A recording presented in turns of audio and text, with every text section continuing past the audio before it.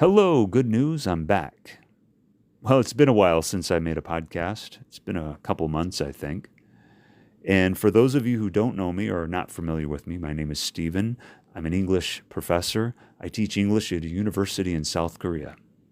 I've been teaching English in South Korea since 2002, so that's about 21 years of experience living in South Korea.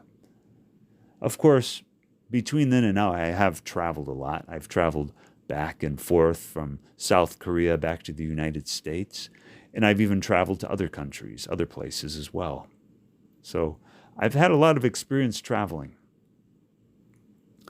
And as you're listening to me, you'll see there's this video clip where it's me drawing a shack by the bay, by the seaside, or by the Great Lake of Michigan. It's not a real place. The place is real, but this picture, this drawing is from my imagination. I'm using artist's ink pen. I'm using color pencil, and that's it. Now, what inspired me to make this sketch? This past month, I've been going on road trips. I went on some road trips up to Michigan with a friend of mine, and we drove along the coast of Lake Michigan. In my opinion, Lake Michigan is more like the sea. It's a sea, inland sea, you could call it. But it's so huge, it's kind of like a little ocean.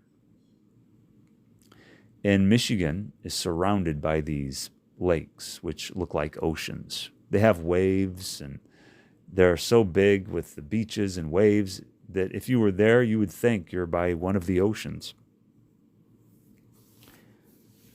So I took these road trips with my friend up to these different towns along the coast of Lake Michigan. There's different towns with harbors and boats that come in. You could call them harbor towns. What is a harbor?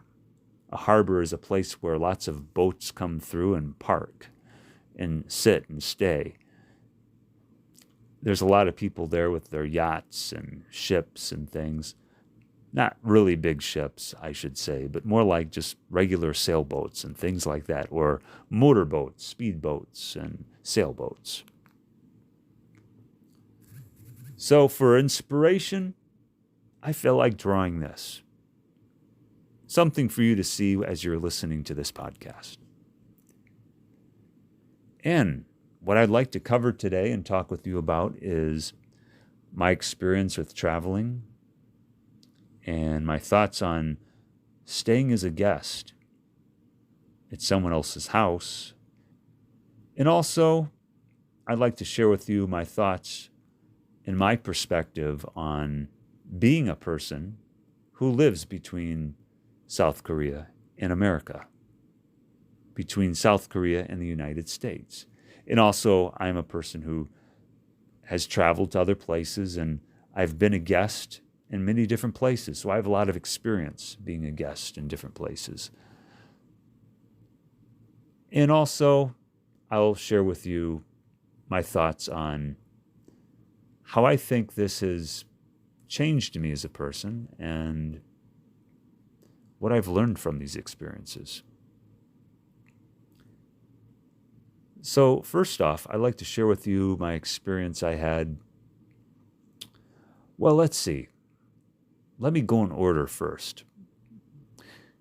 The first time I stayed as a guest at somebody else's house in another country was when I traveled to Malaysia. I stayed with a family there in Kuala Lumpur for about 12 days. It was an okay experience. We'll never know for sure what they thought of me as a guest, because they probably will never tell me. But it seemed like a good experience at the time. It seemed kind of fun. It was interesting to visit Malaysia. And then another experience I had staying as a guest at someone's house was in Europe. I stayed in Hungary for about 12 days. Really nice people I stayed with there. They're English teachers also, and they could speak English really well. So communication was no problem. Same in Malaysia. The communication was no problem because a lot of people can speak English there as a second language.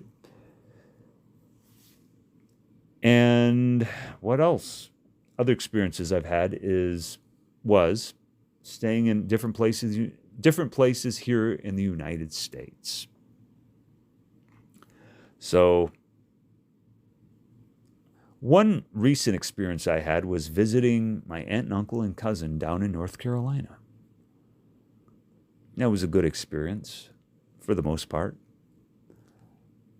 And one thing I would like to say is, with all my experiences, staying at other people's places, staying with other families at their homes as a guest, I can say that I think there is a certain amount of time that's ideal. I think 3 days is a healthy amount of time. I think 3 days is a good amount of time to stay at somebody else's house, because it gives you an idea of what it would be like if you stayed there longer. Now, what are the challenges of staying as a guest at somebody else's place? Well, me, I'm used to living by myself. I'm used to having my own place and, going to bed at a certain time, waking up at a certain time, eating at a certain time, and doing things at a certain time. And I like being able to wake up in the morning and decide what I'm going to do first.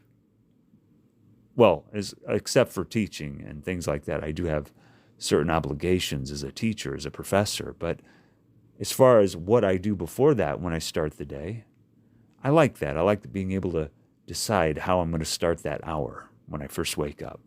And usually that involves getting up, doing some warm-up exercises, stretching, things like that. Maybe going out for a run or doing a workout routine on the rooftop of the apartment building I live in South Korea. If I'm staying here in Indiana, in the United States, then I go to the gym. So let me articulate in thoughtful details what I think the challenges are staying with somebody at someone else's house. First of all, you have your lifestyle habits. I have my lifestyle habits. And the people you stay with have their lifestyle habits. And sometimes, even when I found that people welcome you to their home and invite you, they may not be aware of what all of your preferences and all your habits and routines may be. It may be a problem, it may not be. And sometimes I found that the family that you stay with, they being the hosts, may not be aware of certain things that they don't like, or that, because they're not used to having guests over, maybe. And if they're not used to having guests over, they're going to be surprised if they find something that you do will be irritating to them. For example, like maybe the guest is hungry and, he goes into the kitchen and eats 2 apples, let's say, for example. But then the host or the family that you're staying with may discover, oh, he ate 2 apples instead of 1. That's too much. Well, you didn't know. To you, 2 apples was not too much. To you, 2 apples was okay. But maybe to the host or the family, 2 apples is way too much. Just giving you an example of the differences of how things can happen. And of course, you will find sometimes, if you've stayed with somebody else at their home, there are no list of rules or things clearly defined for what you should do and what you shouldn't do. So it's a discovery process, if you could say it like that. Staying with somebody can be a discovery process. It can be a time when you find out what it is that they don't like and they'll find out what it is exactly that you like to do. Or maybe another example could be, let's say your lifestyle habit is to wake up early in the morning and you like to do certain things like work out, exercise. But maybe you waking up early in the morning might be too early for the hosts. Maybe they like to wake up later, or vice versa. Maybe they're early risers and you're the kind of person that likes to just sleep in. I think now you get the point of what I'm saying, right? That having different lifestyle habits is just something that you can't avoid. It's impossible. So these can be some of the challenges. Or maybe another example could be, maybe you eat certain types of food and they other types of food. You eat certain types of, maybe you can't eat certain things because you're allergic to them. Maybe they don't know that and they give you something that has something that you're allergic to. Or maybe you don't eat certain things because of your beliefs or health reasons, and they try to serve you food that you don't eat. And there's those awkward moments where you feel forced, obligated, or trapped, where you don't want to say no because you're worried you'll offend the hosts. Or maybe the host is worried they'll offend the guest, so they don't know what to say to the guest. And it's not just a language difference or a language barrier. Sometimes it's just people within the same language and same culture. For example, I was staying at someone's house and I was staying in their extra room, but they like to watch TV at night. And unfortunately, the TV was just too loud. So I went out and just kindly asked, could you please turn the TV down a little bit? Just a little.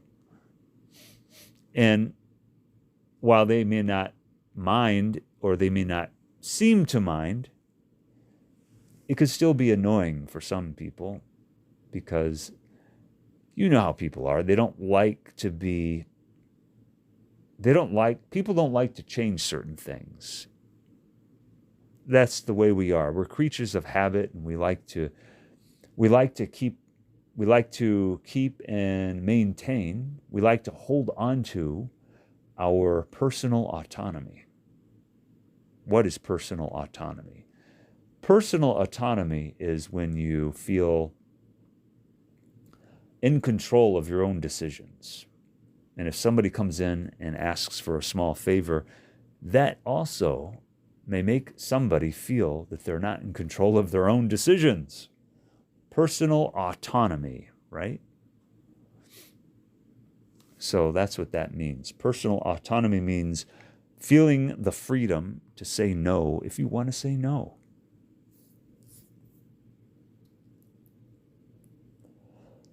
So those are some examples of different things that could be challenges when staying with somebody at somebody else's house.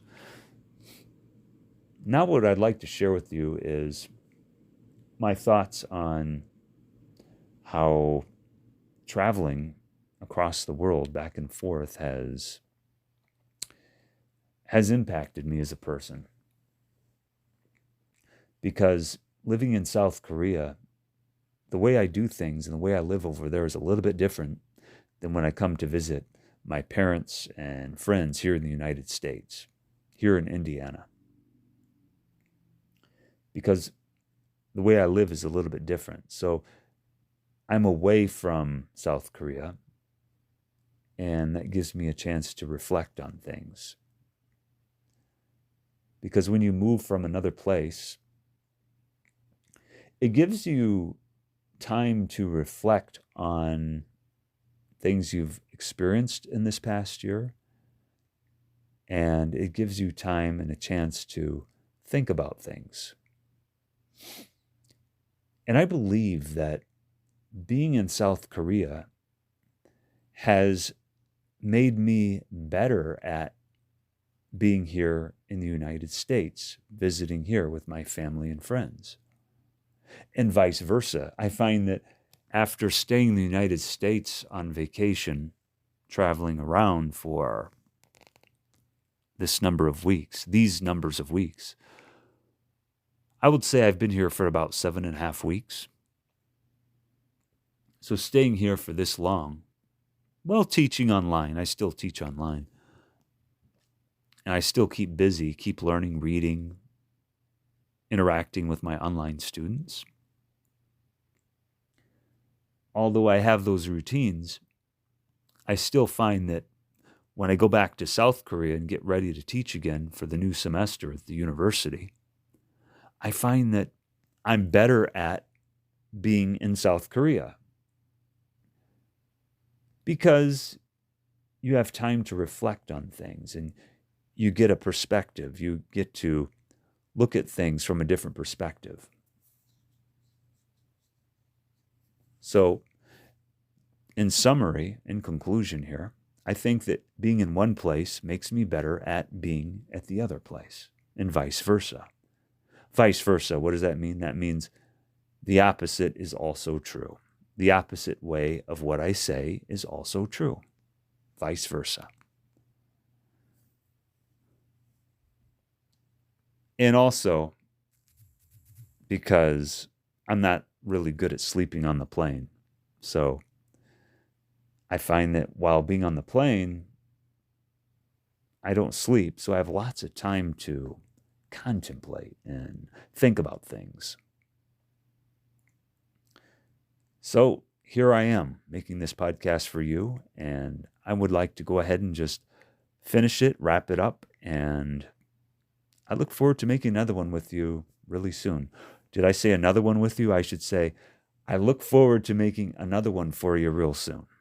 So have a great day, have a great night, wherever you are out there, and I'll talk to you later.